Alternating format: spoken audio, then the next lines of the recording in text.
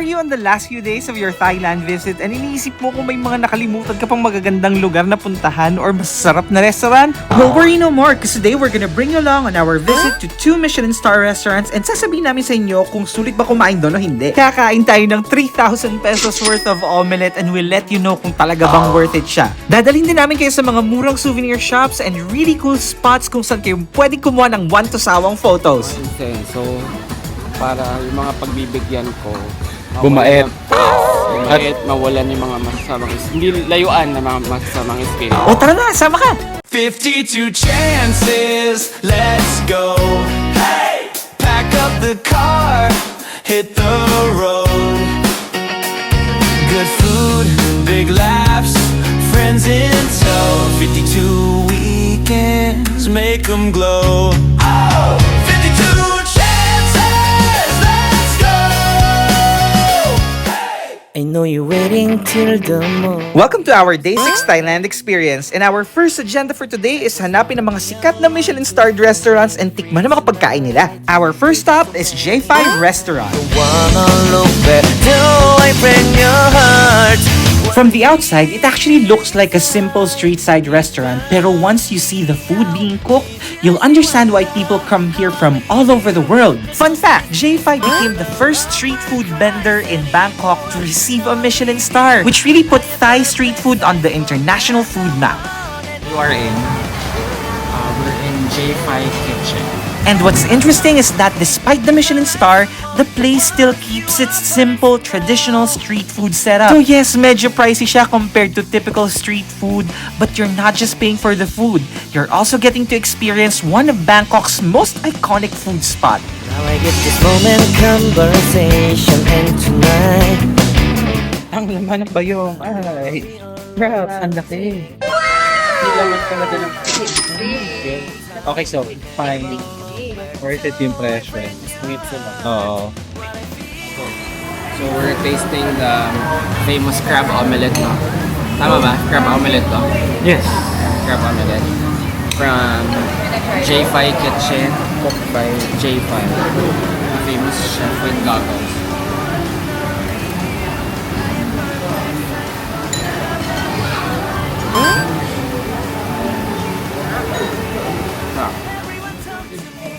Try naman natin yung tom yum soup. Seafood tom yum. Try natin yung broth.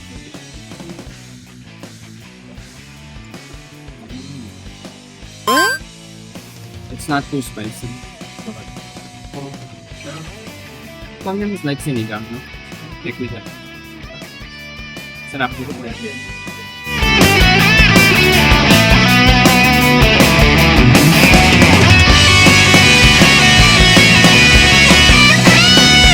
And that is J5. Siya talagang nagluluto ng lahat ng mga dishes na sinaserve. Now, on to the next Michelin-starred restaurant. Michelin, pag maarte ka.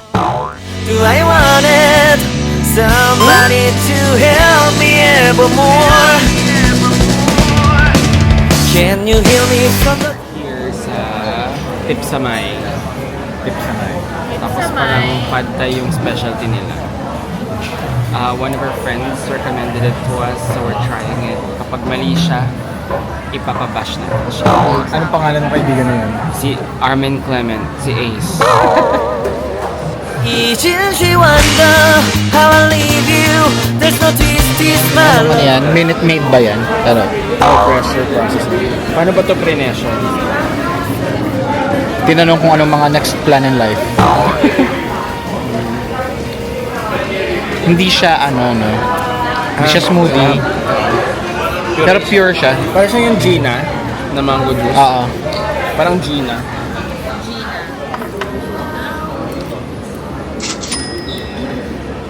Ang lasa? Hindi naman kasi tayo nag-control eh. Sakto lang. 1 minute walk lang. Hindi special yung ano, Natin nila. pad thai. It's not the taste na hinahanap ko sa pad thai. Masyado siyang matamis for me. Kulang sa peanut. Yeah. But it's okay. Ako naman itong coconut ice cream. Sorbet siya, hindi siya ice cream. Pero okay ako. After eating at Lip Samay, we decided to walk around and check out the Romani Nat Park, which is also located in the middle of Old Bangkok. At first, it just looks like a quiet green park, pero interestingly, this place has quite a bit of history behind it. Fun fact, Romani Nat Park used to be the site of Bangkok's old prison. Some of the original prison buildings and structures were preserved, so habang naglalakad ka, you can actually see part of its past mixed in with a green garden. Magmamajong daw muna kami.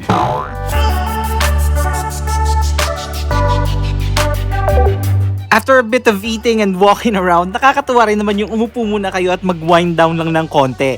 Nakakagulat lang na hindi namin alam na dati palang preso tong lugar kung saan kami nakatambay. At matapos nga namin magpababa ng kinain, dumiretso na kami sa aming kasunod na stop.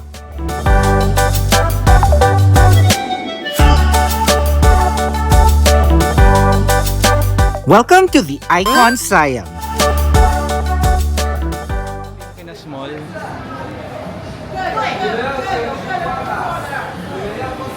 One of the highlights of Icon Siam is definitely Suk Siam. It feels like you're walking through different parts of Thailand in one place. Makikita mo dito yung local food, traditional products, and even specialties from different regions of the country. Suk Siam was designed to bring together the culture and local products of Thailand's 77 provinces, so you can actually discover different flavors and traditions without traveling all around the country. And what makes it more interesting is the floating market-inspired setup with food stalls, boats, and traditional Thai decors all around.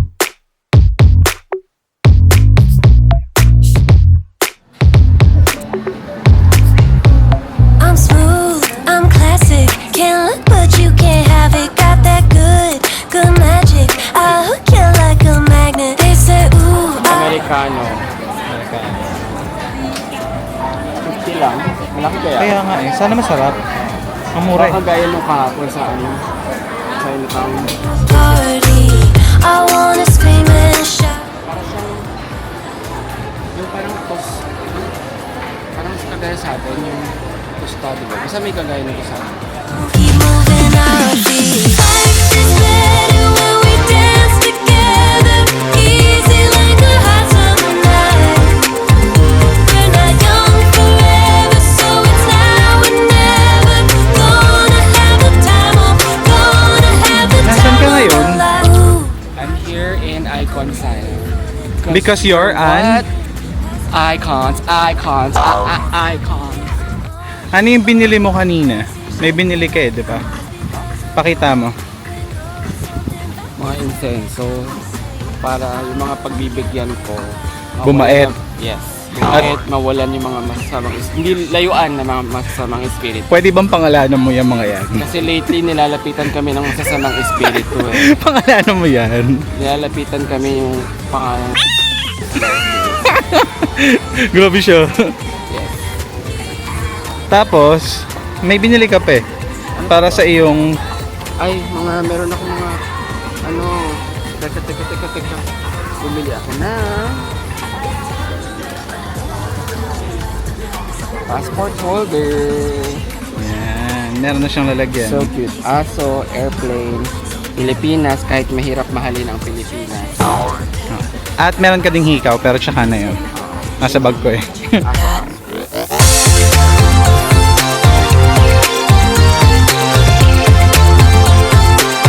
After checking Suk Siam, we also explored Icon Locks, the luxury side of Icon Siam. The atmosphere here is completely different, mas elegant and modern, with high-end international brands and beautifully constructed spaces. Icon Locks was designed to showcase luxury shopping with architecture inspired by the flow of the Chao Phraya River. So even the building itself feels like a part of the experience. So even if you're not shopping, it's still worth walking around just to see the interiors, the displays, and the overall design. Kuya, ba't wala ka namang salawal? Pintura lang. Hindi, wala siyang salawal eh.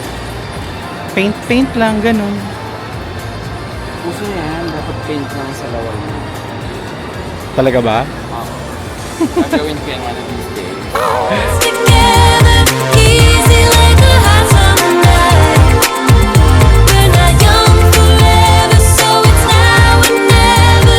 Gonna have the time of, gonna have the time of my life. Life is better when we dance together. Easy like a hot summer night.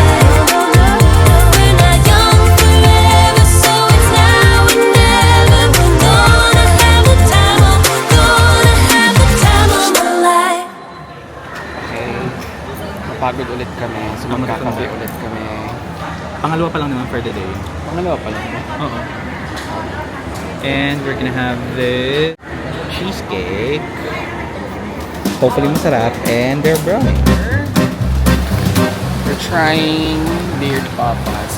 May ganito sa Pilipinas, pero yung mga ganitong bagay, gusto kasi namin itry sa ibang bansa, yung sa Pilipinas. Wow. Charot. Worth the hype. Meh.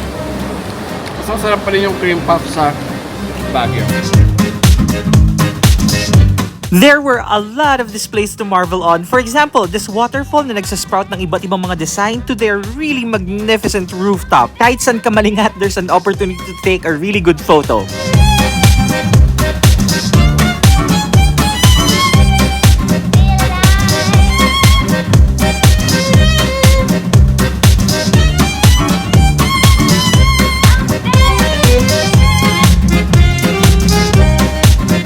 You can also watch the sprawling Chao Phraya River from the rooftop.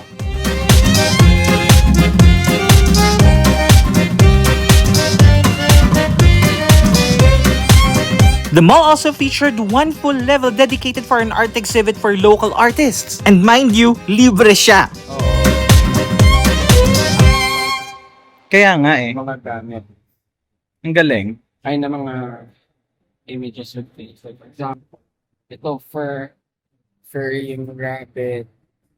Si mga water. Iba yung magkaka-stitch.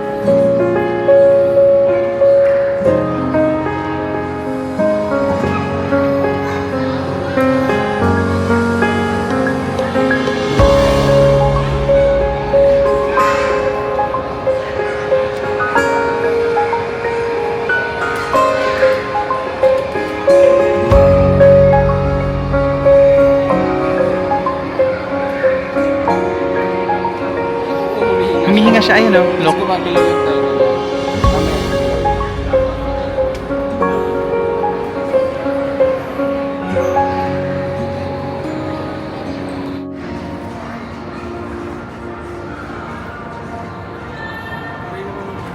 Pati yung texture ng paa oh. And that is the end of our Day 6 experience. For Day 7, we went to one of the most interesting neighborhoods here in Thailand.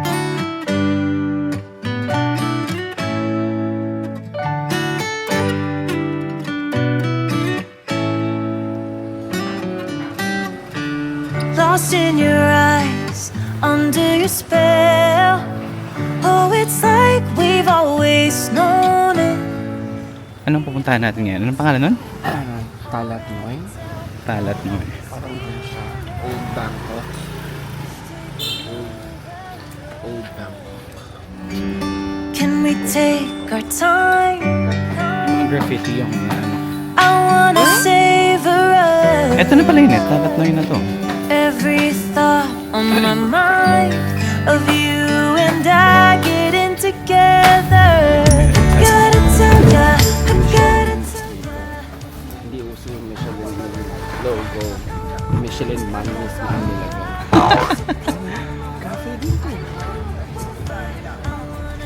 Medyo mukha siyang rundown. Ay, Sure? Naalin? Ano meron? ito yung kapihan.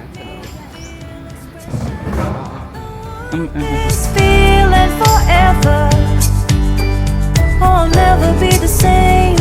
Can't believe we found something this good. You're all I Salted egg lava na bonbon.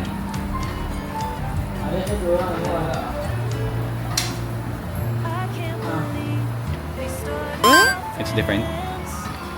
It's like we were meant to be lovers. All I wanna do is feel you on my skin. Anong to? Brownies lang. Thai chocolate. Oh, yun eh. Sa pangako yan. Makes everything better.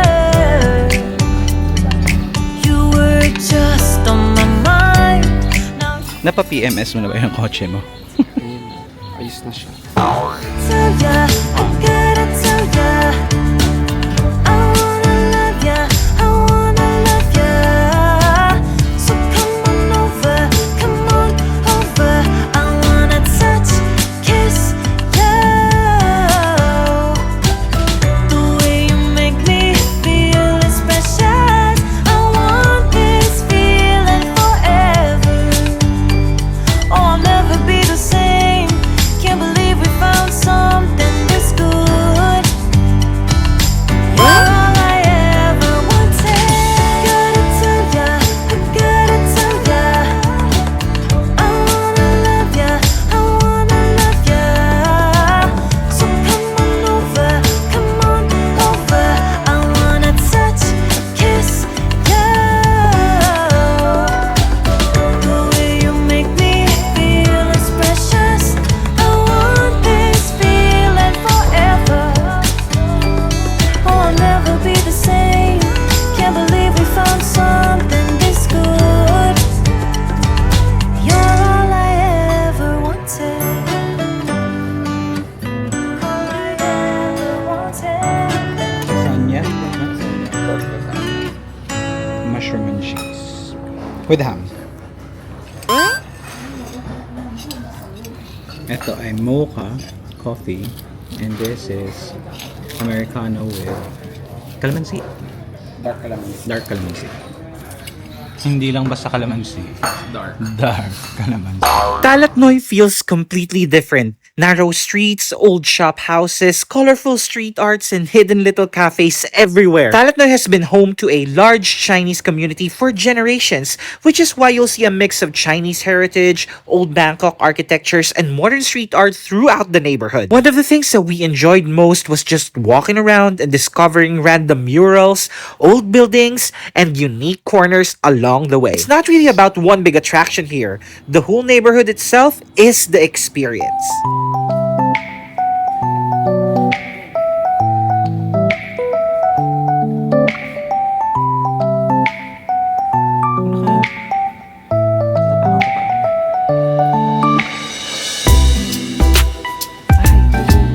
Beautiful.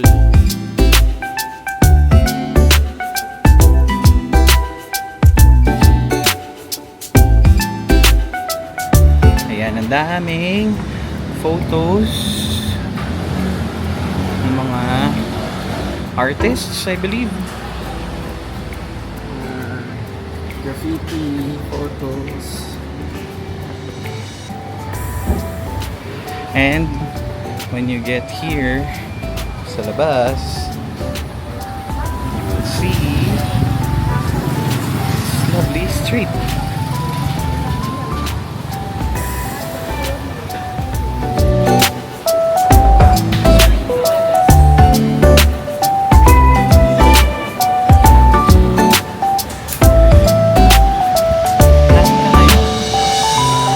We're in a kainan in the streets of Talatnoy. Okay. Alam mo yung pangalan? Talatnoy is like old Bangkok. Oh, balik na tayo sa work-life balance. Overnight cruise. Doon sila nagluluto. Basil, ano? Minced pork, basta pagkataw. Not minced pork. Akin ay Liver din siya. Holy basil na pork din. oo nga, no, kasi sa akin yung fried rice, sa'yo hindi. After Okay. eating, we just couldn't help ourselves and go back to Pink Rabbit again.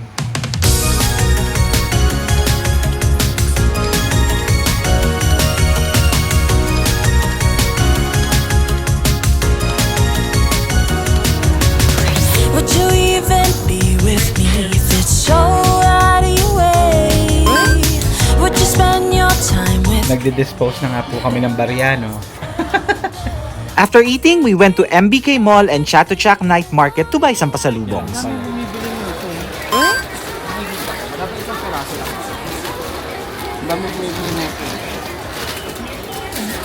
We're buying pasalubong.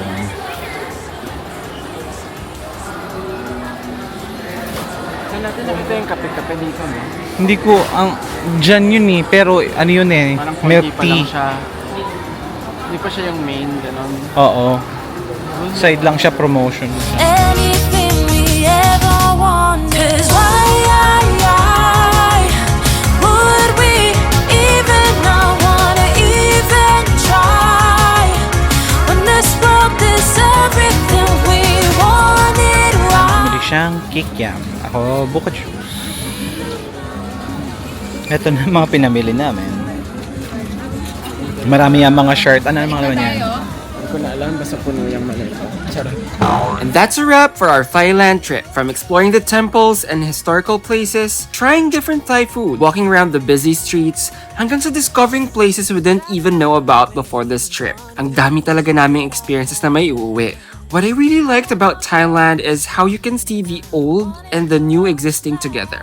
You can spend the morning exploring centuries-old temples, then later on, you're in a modern mall like Icon Siam.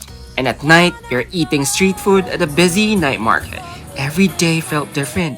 And that's what made this trip really memorable for us. That is the end of our Thailand trip. Please make sure to like and subscribe because next week, we're going to Hong Kong and Macau. It's you, yeah, boy. The one to show me now and forever. No, you'll never be alone again. All day, oh yeah, all day. Please stay in my arms, boy. The one to show me if we're together. It don't matter if it rains. All day, oh yeah, all day. As long as you're in my arms, boy. So mararamdaman mo yung pull ng gravity kasi hindi lang siya mukhang nakatabingi pero tabingi na talaga. Nakatabingi ka na. Yung gyro nga sumasabay, no? Ayan, yung building.